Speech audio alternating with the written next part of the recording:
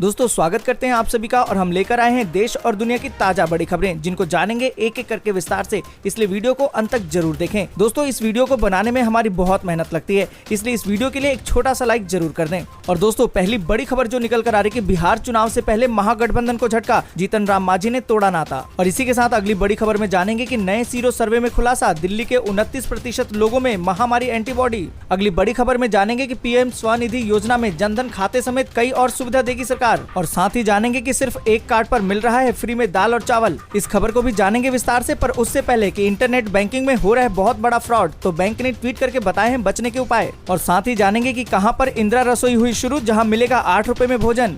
और साथ ही जानेंगे कि कहां लगा लॉकडाउन, क्या खुलेगा और क्या रहेगा बंद। और मौसम की खबर को भी जानेंगे। ऐसे ही 20 बड़ी खबरों को विस्तार से जानने के लिए वीडियो को अंत तक जरूर देखें। दोस्तों खबरों में आगे बढ़ें उससे पहले जान लेते हैं महामारी के नए अपडेट को। आपको बता दें कि अभी तक भारत में संक्रमित मरीजों की संख्या 28,41,400 हो गई है। वहीं सक्रिय मामलों की संख्या 6,89,088 पहुंच गई है। अच्छी बात यह है कि 20,97,766 मरीज ठीक होकर घर जा चुके हैं, पर दुख की बात यह है कि 54,017 मरीजों ने दम तोड़ दिया है। और इसी के साथ दोस्तों आपको बता दें कि महाराष्ट्र अभी भी सबसे ज्यादा प्रभावित राज्य बना हुआ है, जहां पर 6,28,642 मामले हो गए। वहीं तमिलनाडु में 3,55,449 मामले, आंध्र प्रदेश में 3,16,003 मामले, कर्नाटक में 2,49,590 और उत्तर प्रदेश में 1,67,510, जबकि दिल्ली में 1,56,139 मामले और पश्चिम बंगाल में 1,25,922, जबकि बिहार में 1,12,759 मामले हो गए। तो दोस्तों इसी के साथ बढ़ते हैं आज की पहली और बड़ी खबर की तरफ। आपको बता दें कि बिहार चुनाव से पहले महागठबंधन को झटका, जीतन राम मांझी ने तोड़ा नाता। दोस्तों आपको बता दें कि बिहार में विधानसभा चुनाव से पहले दोस्ती टूटने और नए रिश्ते बनने का सिलसिला जारी है। अब जीतन राम मांझी की पार्टी हम महागठबंधन से अलग हो गई है। मांझी की पार्टी की ओर से कमेटी ने फैसला लिया है कि अब वे महागठबंधन का हिस्सा नहीं रहेंगे। माना यह जा रहा है कि जीतन राम मांझी जेडीयू के साथ जा सकते हैं। आपको बता दें कि बताया यह जा रहा है कि जीतन राम मांझी की घर वापसी को लेकर जेडीयू की तरफ से पिछले कई महीनों से कवायद हो रही है। जेडीयू चाहती है कि मांझी की पार्टी हम पूरी तरह से जेडीयू में विलय हो जाए, लेकिन ऐसा नहीं होने की सूरत में मांझी की पार्टी के साथ कुछ सीटों पर समझौते का फार्मूला तय किया जा रहा है। दोस्तों आपको बता दें कि माना यह जा रहा है कि आज हुई हम की कोर कमेटी की बैठक में महागठबंधन से अलग होने का फैसला कर लिया गया है। हालांकि अभी तय नहीं हुआ है कि जीतन राम मांझी की पार्टी जेडीयू से हाथ मिलाएगी या नहीं, लेकिन सूत्रों का कहना है कि जेडीयू और मांझी के बीच डील हो चुकी है। और इसी के साथ बढ़ते हैं अगली बड़ी खबर की तरफ। और आपको बता दें कि नए सीरो सर्वे में हुआ है खुलासा, दिल्ली के 29% लोगों में महामारी एंटीबॉडी। दोस्तों आपको बता दें कि देश में महामारी का कहर लगातार बढ़ता जा रहा है। हालांकि देश की राजधानी दिल्ली में पिछले कुछ दिनों से महामारी के संक्रमण में कमी देखी जा रही है। इस बीच नए सीरो सर्वे में खुलासा हुआ है कि दिल्ली के 29% लोगों में महामारी एंटीबॉडी पाई गई है। आपको बता दें कि दूसरे सीरो सर्वे की रिपोर्ट जारी करते हुए दिल्ली के स्वास्थ्य मंत्री सत्येंद्र जैन ने कहा कि देश की राजधानी दिल्ली में 1 से 7 अगस्त तक सीरो सर्वे सैंपल लिए गए थे। इसके मुताबिक 29.1% लोगों में इस बार महामारी एंटीबॉडी पाई गई है। दिल्ली की आबादी लगभग 2 करोड़ है, जिसमें से 15,000 सैंपल लिए गए थे।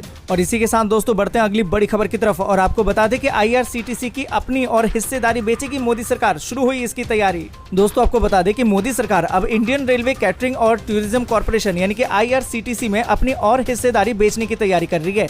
ये बिक्री नरेंद्र मोदी सरकार के उस महत्वाकांक्षी योजना का ही हिस्सा होगा जिसके तहत इस वित्त वर्ष यानी कि 2020-21 में विनिवेश से सरकार 2.1 लाख करोड़ रुपए जुटाना चाहती है। आपको बता दें कि गौरतलब है कि पिछले साल IRCTC का IPO आने के बाद वैसे ही इसमें सरकार की हिस्सेदारी घटकर 87.40% रह गई थी। एक रिपोर्ट के अनुसार विनिवेश विभाग ने IRCTC में हिस्सेदारी बेचने के लिए मर्चेंट बैंकर और सेलिंग ब्रोकर की नियुक्ति शुरू कर दी है। और इसी के साथ दोस्तों बढ़ते हैं अगली बड़ी खबर की तरफ। और आपको बता दें कि पीएम स्वनिधि स्कीम में जनधन खाते समेत कई और सुविधा देगी सरकार, ये बनाई है योजना।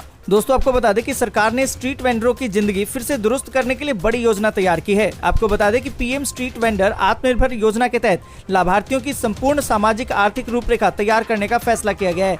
इसका उद्देश्य अन्य सरकारी कल्याणकारी योजनाओं जैसे पीएम आवास योजना, आयुष्मान भारत, उज्ज्वला जनधन योजना, सौभाग्य, दीनदयाल अंत्योदय योजना, राष्ट्रीय शहरी आजीविका मिशन और दूसरी में उनके काम को सुविधाजनक बनाना है। आपको बता दें कि अपने कारोबार को फिर से शुरू करने के लिए स्ट्रीट वेंडर्स को कर्ज देने के लिए पीएम स्वनिधि योजना को लॉन्च किया गया है। केंद्रीय शहरी विकास मंत्री हरदीप सिंह पुरी की अध्यक्षता में हुई बैठक में इसका फैसला लिया गया है। आपको बता दें कि बैठक में मुख्य सचिव, यूडी सचिव, प्रमुख सचिव, डीजीपी, कलेक्टर, एसपी, एसएसपी, नगर आयुक्त के साथ ही 125 शहरों के प्रमुख कार्यकारी अधिकारियों ने भाग लिया। मंत्री के मुताबिक योजना विक्रेताओं को कर्ज सुविधा प्रदान करती है, मगर साथ ही ये सुनिश्चित करने की भी जरूरत है कि वे उत्पीड़न मुक्त वातावरण में कारोबार कर सके। और इसी के साथ दोस्तों बढ़ते हैं अगली बड़ी खबर की तरफ। आपको बता दें कि मोदी सरकार की स्कीम खाता खुलवाकर अपनी पत्नी को बनाए आत्मनिर्भर, हर महीने होगी कमाई। दोस्तों आपको बता दें कि नौकरी करने वाले ज्यादातर लोग अपने परिवार के भविष्य के लिए निवेश करते हैं, लेकिन फिर भी खर्चे पूरे नहीं होते। मोदी सरकार की एक ऐसी स्कीम है जिससे कि आपकी पत्नी भी इनकम कर सकती है। इस स्कीम में पत्नी के नाम पर अकाउंट खुलवाकर आप उन्हें आत्मनिर्भर बना सकते हैं। सरकारी स्कीम में गारंटीड इनकम होती है और पत्नी भविष्य में किसी पर निर्भर नहीं रहेगी। आपको बता दें कि आप अपनी पत्नी के नाम पर न्यू पेंशन स्कीम यानी कि एनपीएस अकाउंट खोल सकते हैं। एनपीएस अकाउंट आपकी वाइफ को 60 साल की उम्र पूरी होने पर एक मुश्त रकम देगा, साथ ही हर महीने उन्हें पेंशन के रूप में रेगुलर इनकम भी होगी। एनपीएस अकाउंट के साथ आप ये भी तय कर सकेंगे कि आपकी वाइफ को हर महीने कितनी पेंशन मिलेगी। इससे आपकी वाइफ 60 साल की उम्र के बाद भी पैसों के लिए किसी पर निर्भर नहीं रहेगी। दोस्तों आपको बता दें कि आप अपनी पत्नी के नाम पर न्यू पेंशन स्कीम यानी कि एनपीएस अकाउंट खुलवा सकते हैं। अपनी सुविधा अनुसार हर महीने या सालाना पैसा भी जमा कर सकते हैं। आप 1000 रुपए से भी पत्नी के नाम पर एनपीएस अकाउंट खोल सकते हैं। 60 साल की उम्र में एनपीएस अकाउंट मैच्योर हो जाता है। नए नियमों के तहत आप चाहें तो वाइफ की उम्र 65 साल होने पर एनपीएस अकाउंट चलाते रहें। और इसी के साथ दोस्तों बढ़ते हैं आगे और आपको बता दें कि सिर्फ एक कार्ड पर मिल रहा है फ्री में दाल और चावल। बनवाने का तरीका भी है आसान। दोस्तों आपको बता दें कि राशन कार्ड को लेकर बड़ी खबर आ रही है। सरकार 31 मार्च 2021 तक सभी राज्यों में one nation one ration card योजना लागू करना चाहती है। इससे दूसरे राज्य में काम की तलाश में आए लोगों को कहीं भी राशन मिल सकेगा। आपको बता दें कि फूड मिनिस्ट्री के मुताबिक एक देश एक राशन कार्ड योजना राष्ट्रीय खाद्य सुरक्षा अधिनियम के तहत आने वाले सभी पात्र राशन कार्ड धारकों या फिर लाभार्थियों को देश के किसी भी हिस्से में अपना राशन लेने का एक विकल्प देगा। आपको बता दें कि एनएफएसए के तहत केंद्र हर एक व्यक्ति को हर महीने 5 किलोग्राम अनाज देता है, जो लगभग 80 करोड़ लाभार्थियों को 2 से 3 रुपए प्रति किलो के रियायती मूल्य पर मिलता है। सभी राज्यों और केंद्र शासित प्रदेशों ने एक राष्ट्र एक राशन कार्ड योजना के तहत राष्ट्रीय पोर्टेबिलिटी को लागू करने की इच्छा दिखाई है और इसके लिए खाद्य विभाग के साथ समझौता ज्ञापन पर हस्ताक्षर भी किए हैं। दोस्तों आपको बता दें कि इसमें आंध्र प्रदेश, बिहार, दादरा और नगर हवेली, दमन और दीप, गोवा, गुजरात, हरियाणा, हिमाचल प्रदेश, झारखंड, कर्नाटक, केरल, मध्य प्रदेश, महाराष्ट्र, मिजोरम, उड़ीसा, पंजाब, सिक्किम, राजस्थान, तेलंगाना, त्रिपुरा, उत्तर प्रदेश, जम्मू कश्मीर, मणिपुर, नागालैंड और उत्तराखंड जैसे राज्य और केंद्र शासित प्रदेश भी शामिल हैं।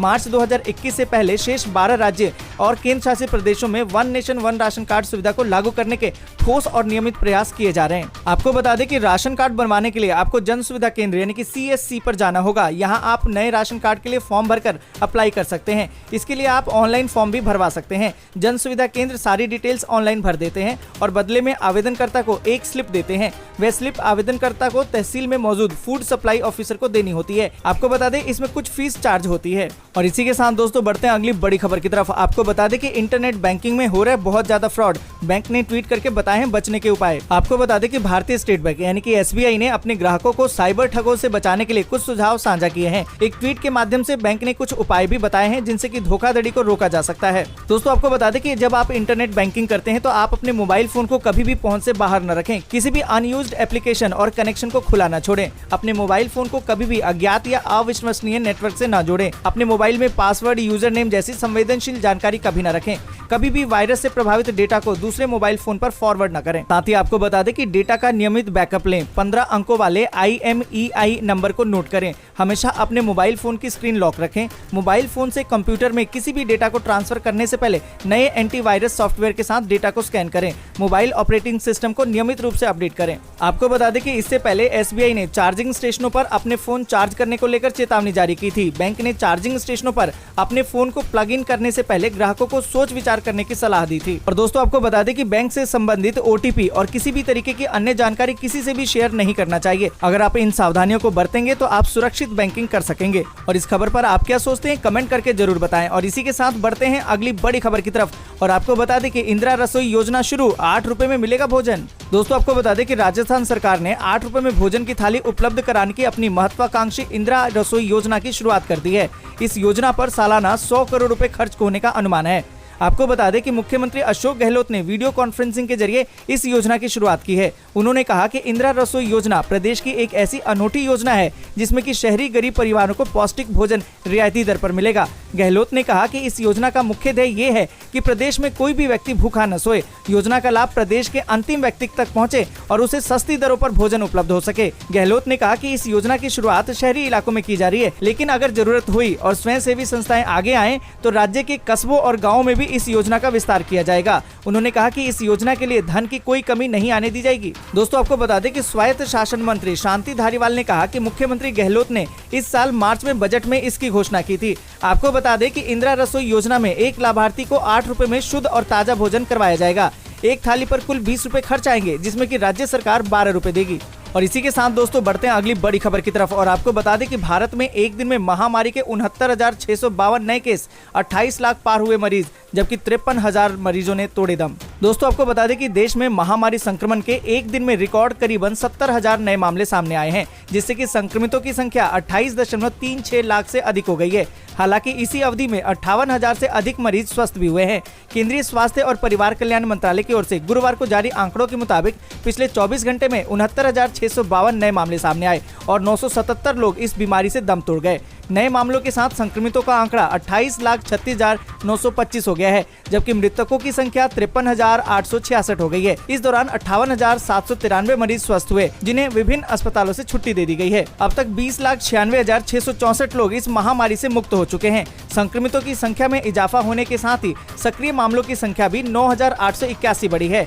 देश में अभी सक्रिय मामलों की कुल संख्या 6,86,395 है। देश में सक्रिय मामले 24.20% और रोग मुक्त होने वालों की दर 73.91% है, जबकि मृतकों की दर 1.90% है। और इसी के साथ दोस्तों बढ़ते हैं अगली बड़ी खबर की तरफ। आपको बता दें कि देश के सबसे स्वच्छ शहरों की लिस्ट जारी। देखिए साफ सफाई को लेकर किसे मिला है खिताब। दोस्तों, आपको बता दें कि स्वच्छ सर्वेक्षण 2020 में मध्य प्रदेश का इंदौर शहर आज देश का सबसे अधिक स्वच्छ शहर घोषित किया गया है। केंद्र सरकार की ओर से स्वच्छ सर्वेक्षण 2020 के नतीजे घोषित कर दिए गए हैं। इंदौर के बाद सूरत को देश का दूसरा सबसे ज्यादा स्वच्छ शहर घोषित किया गया है। स्वच्छ सर्वेक्षण 2020 में नवी मुंबई को तीसरा स्थान मिला है। वहीं गंगा किनारे बसे शहरों में उत्तर प्रदेश की आध्यात्मिक राजधानी वाराणसी अव्वल है। वहीं 100 से ज्यादा शहरों वाले राज्य में सबसे साफ छत्तीसगढ़ और 100 से कम शहर वाले राज्य में सबसे साफ झारखंड को घोषित किया गया है। भारत के सबसे साफ कंटेनमेंट एरिया के तौर पर जालंधर कैंट ने बाजी मारी है। आपको बता दें कि इंदौर के खाते में ये उपलब्धि चौथी बार आई है। स्वच्छता सर्वेक्षण के पहले संस्करण में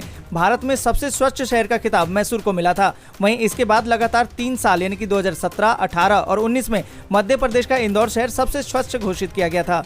और इसी के साथ दोस्तों बढ़ते हैं अगली बड़ी खबर की तरफ और आपको बता दें कि टर्की के हाथ लगा है बड़ा खजाना। एर्दवान ने कहा कि बदल जाएगी पूरी तस्वीर। दोस्तों, आपको बता दें कि टर्की को काला सागर में ऊर्जा का बड़ा भंडार हाथ लगा है। ये भंडार स्वतः प्राकृतिक गैस का है। टर्की के गैस भंडार के खोज अभियान से जुड़े 2 लोगों ने इसकी जानकारी ब्लूमबर्ग को दी है। टर्की के राष्ट्रपति ने भी इसे लेकर संकेत दिए हैं। आपको बता दें कि टर्की के राष्ट्रपति एर्दवान ने शुक्रवार को देशवासियों को खुशखबरी देने का वादा किया है। टर्की के राष्ट्रपति ने कहा कि इस खुशखबरी से देश के एक नए युग की शुरुआत होगी। हालांकि एर्दवान के भूमध्य सागर के विवादित जल क्षेत्र में ऊर्जा भंडार की खोज जारी रखने की वजह से यूरोपीय यूनियन के साथ विवाद और गहरा हो गया है। आपको बता दें कि टर्की के राष्ट्रपति के ऐलान के बाद डॉलर के मुकाबले टर्की की मुद्रा लीरा में उछाल देखने को मिला है। आपको बता दें कि टर्की की ये खोज ऐसे वक्त में आई है जब पूर्वी भूमध्य सागर में उसका ग्रीस और सप्राइस के साथ क्षेत्रीय विवाद चल रहा है। इस इलाके में टर्की ने तेल और गैस भंडार को लेकर अभियान तेज कर दिया है। फ्रांस ने भी टर्की को रोकने के लिए अस्थायी तौर पर अपनी सैन्य मौजूदगी बढ़ा दी है। और इसी के साथ दोस्तों बढ़ते हैं आगे और आपको बता दें कि बांग्लादेश को भारत देगा महामारी वैक्सीन, विदेश सचिव से मिला है आश्वासन। दोस्तों, आपको बता दें कि दुनिया में महामारी का कोहराम मचा हुआ है। दुनिया महामारी से बचाव के लिए वैक्सीन की तलाश में जुटी हुई है। इस बीच बांग्लादेश का कहना है कि भारत बांग्लादेश को प्राथमिकता के साथ महामारी की वैक्सीन उपलब्ध करवाएगा। आपको बता दें कि द हिंदू की रिपोर्ट के मुताबिक ढाका के एक शीर्ष राजनयिक ने कहा कि बांग्लादेश महामारी वैक्सीन को प्राथमिकता के आधार पर भारत से हासिल करेगा। दरअसल भारतीय विदेश सचिव हर्षवर्धन श्रृंगला इस वक्त बांग्लादेश की यात्रा पर हैं। इस यात्रा के दौरान श्रृंगला ने ढाका में अपने समकक्ष बांग्लादेश के विदेश सचिव मसूद बिन मोमेन से मुलाकात की। साथ ही दोनों ने महामारी के बीच द्विपक्षीय रिश्तों को बढ़ाने के तरीकों पर बातचीत की। और इसी के साथ दोस्तों बढ़ते हैं अगली बड़ी खबर की तरफ और आपको बता दें कि पश्चिम बंगाल में आज और कल पूर्ण लॉकडाउन, सीमावर्ती धनबाद में भी इसका असर। दोस्तों, आपको बता दें कि महामारी को फैलने से रोकने के लिए पश्चिम बंगाल सरकार द्वारा पूर्व घोषित निर्णय के अनुसार राज्य में गुरुवार, शुक्रवार को लगभग 2 दिनों का संपूर्ण लॉकडाउन है।